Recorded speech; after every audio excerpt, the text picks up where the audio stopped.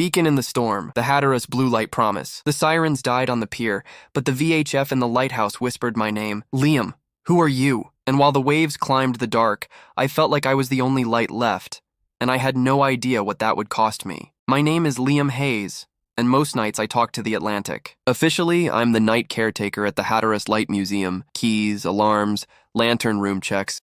1,000 tiny chores that keep a tall story from falling over. Unofficially, I'm a volunteer on the VHF, the kind of person who sits with a thermos and the radio when the nor'easter comes slantwise and the water forgets which way is out. I don't live in the lighthouse, but sometimes the walls remember me better than my one bedroom in Buxton does.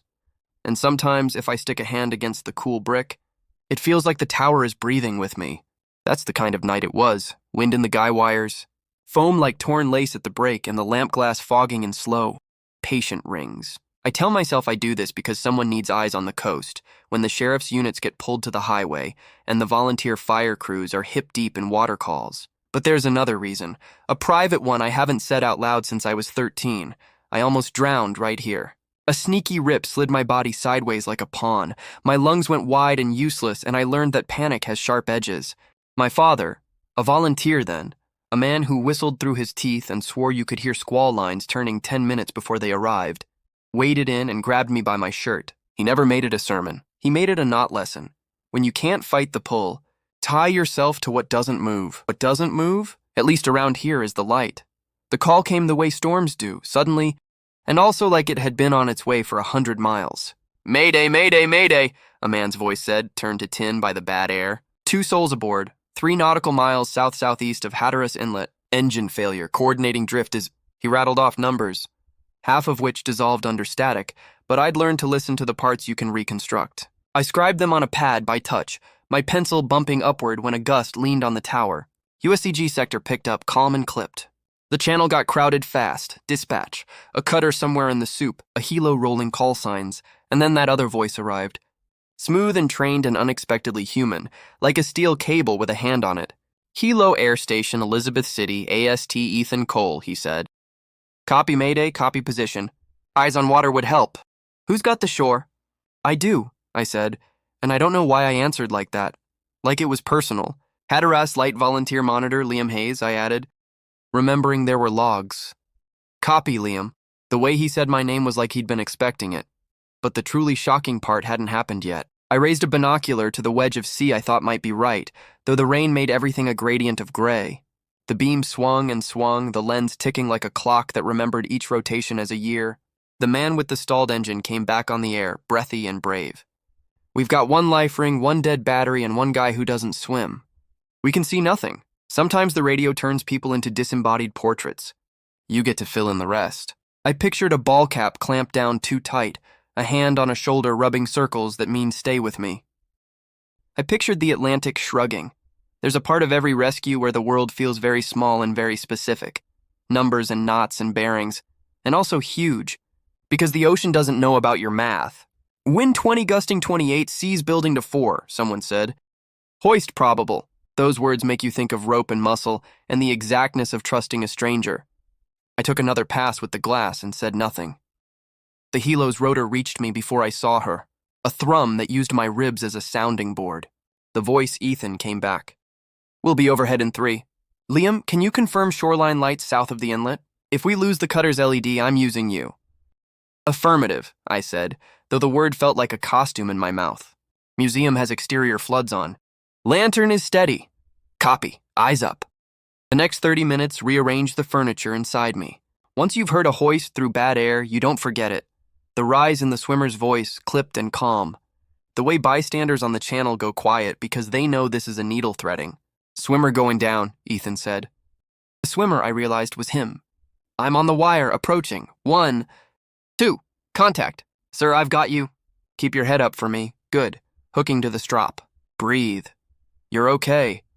The ocean answered with its old language, and he answered back with this new one he'd learned. Counting and syllables and the math of reassurance. It felt obscene to listen and also like a privilege. I pressed my palm to the brick and whispered to no one, "Hold." When the first voice came back, it was wet and embarrassed and alive. I'm on deck," he said, as if he were reporting the weather. "God, thank you." The second voice, the non-swimmer, didn't speak at all, which scared me more than yelling would have. There was a pause, a muddle, a rattle, and then Ethan again. Second subject has me. Strop secure. Hoisting. Liam, if you've got any visual reference on that pier light, keep it popping. I'm trying to keep this angle. Copy, I said.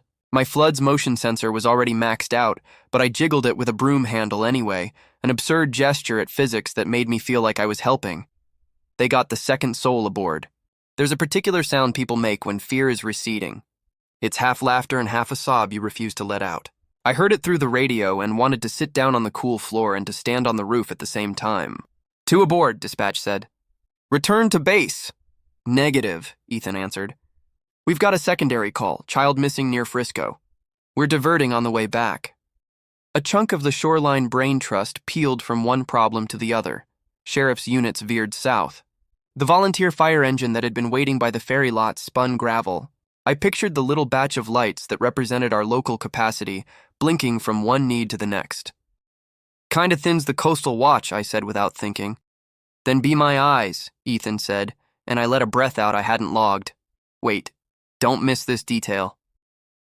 It's strange the things you remember. The sweetish smell of old rope in the stairwell when I took the ladder up to the glass. The exact shudder of the metal hatch when I kicked it with my heel. The way rain bows its head when the wind changes direction. I scanned the shoreline for that. Moving in place, that means a flashlight in a and nothing. I scanned the water. For that wrong right shape, that means a person against the pattern. Nothing. I turned the beam off and on once, twice, like I was sending Morse to the past. Nothing, and then a run of light like a thought, skewed a little, too low, farther down. I've got a flicker, I called. South of the last dune cut. Closer to the surf than the walkover. Copy, Ethan said. He didn't say good job because he felt like the kind of person who saves those for when you need them most. He didn't say hang on because I was already attached. What he did say, minutes later, was so simple my knees went strange.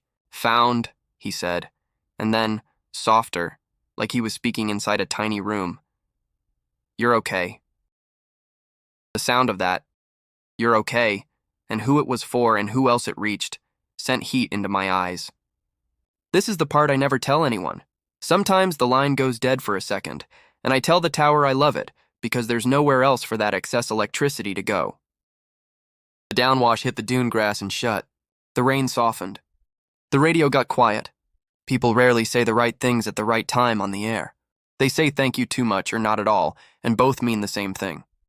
I closed my eyes and leaned my forehead against the cool glass and thought, stupidly, of tea. And then the radio purred again, exactly the way a cat does when it's pretending it doesn't need you. Liam, Ethan said, here. We'll be setting down near the museum lot for a quick debrief before ferrying to base. If you've got a slot among the exhibits, I'd like to use it. You want the lighthouse? My voice did the wrong thing, a little jump. I can give you the lighthouse. Copy, I'll bring the report, he said. Bring me the light. You haven't seen the biggest surprise yet. If you've never met a rescue swimmer in a gale's aftermath in the vestibule of a 19th century lighthouse, may I recommend it. Ethan was taller than his voice, which didn't seem fair, and a little older than I'd pictured, 30 maybe, though the wet makes everyone look like a plan they haven't tried yet. He took off his helmet and tucked it between his elbow and his side like it had weight he respected. His hair, darker than the uniform suggested, drew clean lines on his forehead, and his mouth, the thing you notice when someone has spent hours talking people out of edges, looked made for verbs. There was a Coast Guard patch on his shoulder, and something else on his face I didn't have a name for. A way of scanning the room as if he'd been told the room had secrets it wanted help keeping. Liam, he said. And I learned my name again. He offered his hand, which was rougher than I'd expected, and warmer than it had any business being given the night. Ethan, he added, and only then did the rank and the call sign and the letters AST rearrange into an actual person in front of me. Thanks for the save, I said, immediately regretting the banality, like I was congratulating someone for a good layup. It's what they pay me for, he said, a line that was clearly a joke and also a small shield. Let me file my words and then... He hesitated, just enough to let the hinge click. Then I'll take your coffee if you're offering it. I never don't have coffee, I said, which is true in the way certain people always have pens, though I made it sound like a flirt almost by accident. We climbed. The lighthouse stair is a spiral that gets inside your bones. If you grew up here, it's a rite of passage. If you work here, it's your daily loop. And if, like me, you once learned that circles can save you when straight lines try to drag you under, the stare can feel like a special kindness. Halfway up, he asked without looking, "You okay with heights?" "Yes," I said. "It's the depth that gets me." I hadn't meant to say that second part. It escaped and sat between us like a pet you forgot you had and now have to claim. He didn't stop. He didn't speed up. He just said, "Copy," as if I'd logged a weather condition. In the lantern room, the light drew itself across our faces every few seconds and then moved on, like a parent making sure you're still there. He wrote his report on the little wooden table we keep for temporary paperwork, using the kind of neat block letters that say "pay attention." I poured from the thermos into 2 museum mugs and watched his hands, the way people who haven't touched want to learn the story by the knuckles first. "The way you held the channel," he said without looking up, "made it easier to hold the water." "What does that mean?" I asked. "That your voice was a fixed thing," he said, "in a situation full of moving ones." I laughed in a way that made my shoulders feel taller. "I talked to a tower," I said. "Maybe it taught me how to do that." He looked up at me like I'd confessed to something less ridiculous than it sounded. "I talked to a rope," he said. "So we're even. What you've seen so far is nothing." I don't know how to explain the part where strangers turn into company.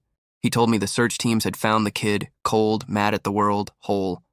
I told him the museum was hosting a group of 4th graders tomorrow who were going to ask why lighthouses aren't all digital now, and how he should know that answering that question had become my life's work.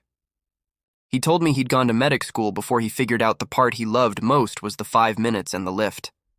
I told him I loved paper and people and the ways they get filed wrong. He said, "That's the same job where I'm from," and I didn't argue. Before he left, he put a finger on the inside of the fogged glass and wrote a word backward where only I could read it right side up. "I'm here," it said. I didn't know who that was for, me, the tower, the piece of him that had been in the ocean 10 minutes ago. I tugged my sleeve over my fist and wiped it clean because I was afraid if it stayed, the night would break its promise. He left, and the stare had the echo of someone who knows how to move. The tower exhaled, and the wind found a new song, and I listened to the VHF until the part of the world I could control fell asleep. Next morning, the sky was the color of a bruise trying to be a day. A field trip bus disgorged 25 kids with clipboards. I told the story about the Fresnel lens and the way 100 little prisms can pretend to be a bigger one if they agree on a task. A boy raised his hand and asked if we ever let the light go dark for fun. I said no, because that's not how jobs work. And because too much of my life has been arranged around the feeling that if the light goes out, something I care about will slip a step and be gone. At lunch, when the bus pulled away, the museum day staff sorted brochures and receipts and weekend gossip. On the keeper's desk by the door sat a plain manila envelope addressed to Liam in block letters, not unlike the careful ones Ethan had used. I opened it because that's what you do when things have your name on them. Inside was an old 4:6 glossy photo. My father, younger and taller than I ever remember him being, standing at the edge of a dock with 3 other men. 2 wore Sheriff's Department windbreakers. 1 wore a Coast Guard jacket. 1, the youngest, wore nothing but a grin and a t-shirt that said Graveyard of the Atlantic Museum. On the back, in pencil, 2006, Night Patrol with Cole Sr. I put my finger on the name, without meaning to. Cole. My throat did the thing where it remembers you have a father and a heart at the same time. JH could have been anyone local old enough to write in pencil. But there was only one person I wanted to hold the picture with. I texted, "You around?" He answered, "Training till 1700. Why?" "Found a ghost," I wrote, and attached the photo. There was a pause, a bubble, a pause, and then, "That's my father." "I've never seen him that young." "I didn't know he knew yours, me neither," I typed and stopped.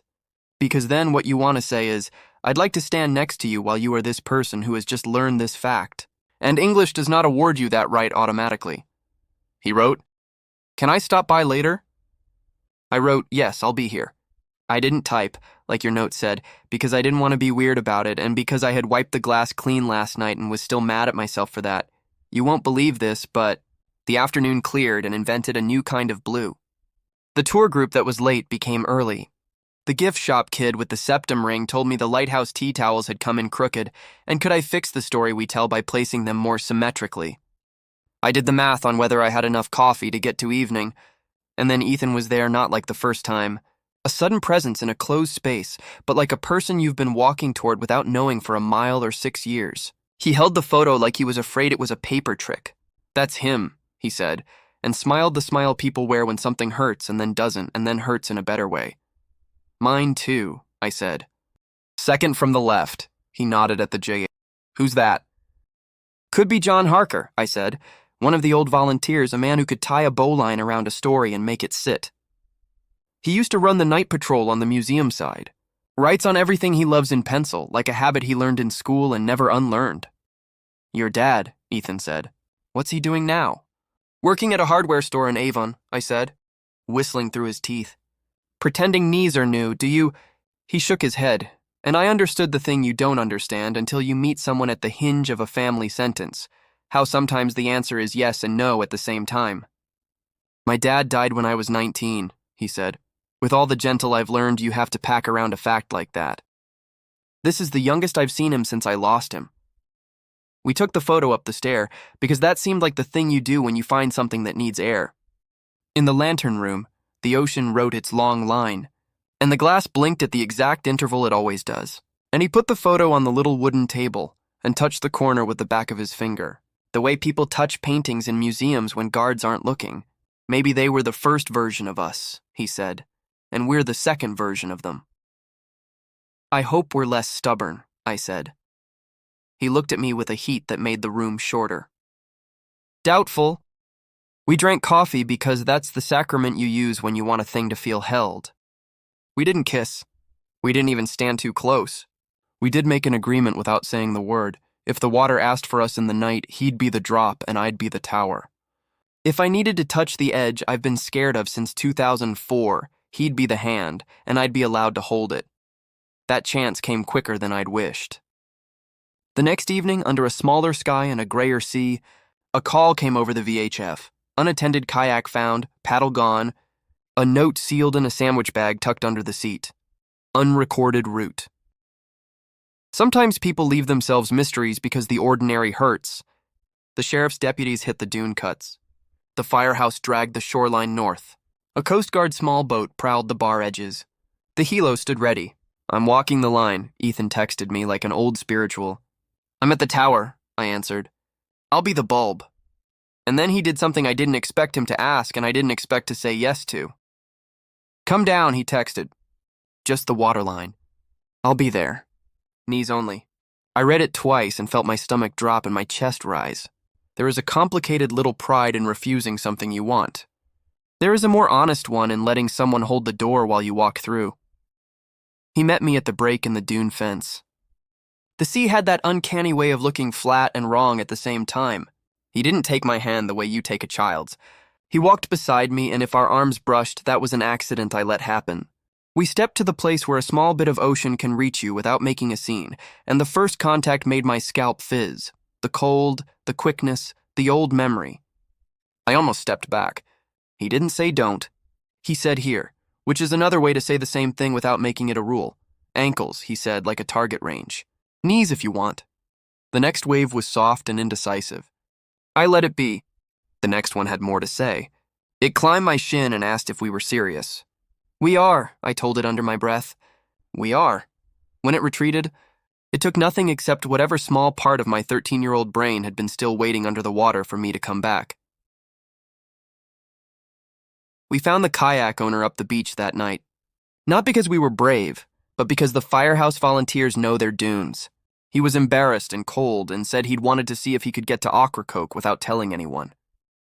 "You don't unrecord routes where people love you," Ethan told him without judgment. And I saw the way the man's face did the thing faces do when they get a sentence they can use as a handle. Back at the lighthouse door, under the awning that's kept more people dry than any of us deserve for free, we found another envelope. This one was thick and smelled faintly like pencil and salt. Inside was a single index card in my father's printed hand. "Sometimes the safest place is the one where you aren't hiding," it said. "Dad, no address. No explanation. No love because he thinks those are assumed and therefore unnecessary except on holidays and hospital days." I showed it to Ethan, and he smiled the kind of smile that fixes a day in a drawer where you can get it later. I like your dad, he said. He'll like you, I told him. He likes anyone who tells the ocean no and gets away with it. And just when I thought it was over, the week stretched and softened. The school group drew lighthouses with crayons and made the beam too big in the sky, which is exactly how it feels when you need it. The gift shop reordered the tea towels. The sheriff's deputy, who hates paperwork, brought us donuts in apology for a thing I can't even remember. We learned the kayak guy's name and that he'd broken up with someone he planned a life with, and that grief can make you want to test the map. The photo of our father sat on the little wooden table and made the room look like a combination of a shrine and a kitchen. Then the ocean decided we'd had enough gentle. A low slid by and pinched the sound, and a nor'easter came back to remind us we are small. The VHF lit up and didn't dim for 6 hours. There's a particular pattern to a bad evening. Ferry issues, a small boat in the wrong place, a call about a person walking the pier alone, a call about a heart somewhere unfamiliar that doesn't want to keep time. We did the dance, he on the move, me in the round.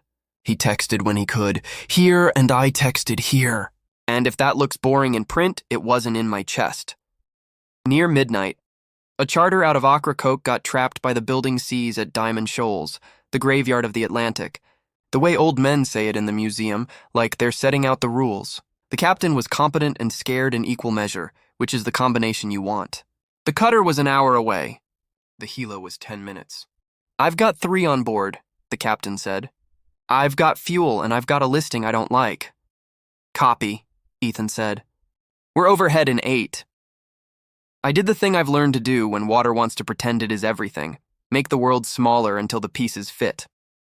I found our old range lights on a chart in a drawer that smells like varnish, lined up the thing that looks like land with the thing that used to be a tower, used a pencil to get a crude drift relative to wind.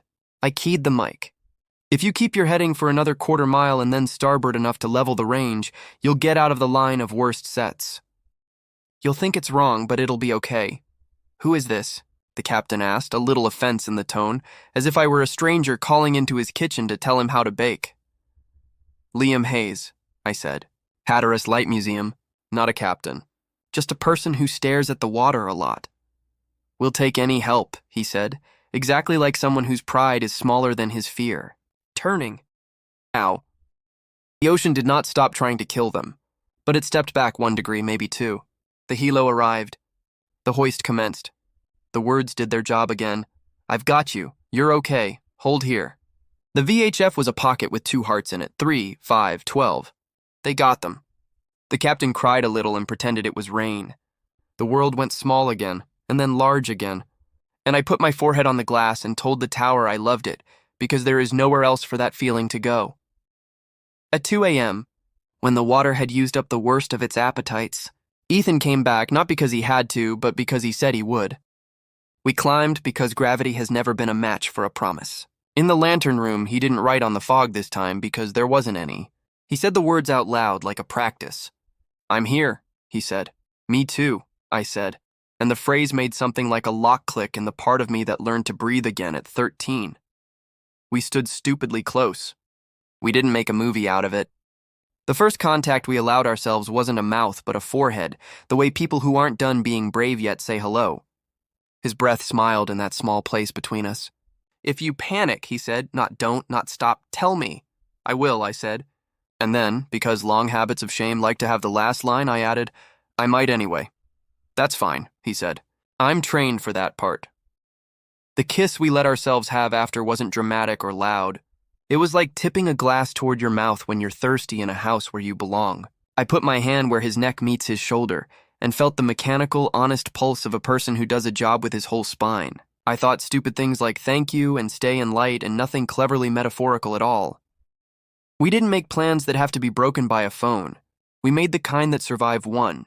Here, here, here. And that night, that was the only covenant I wanted. The next evening, the museum closed early for weather, and because everyone who works on the island has 2 jobs and a grandparent to check on. I walked the perimeter one last time, the way I have since the first day an older volunteer handed me keys and said you only keep a light by keeping company with it.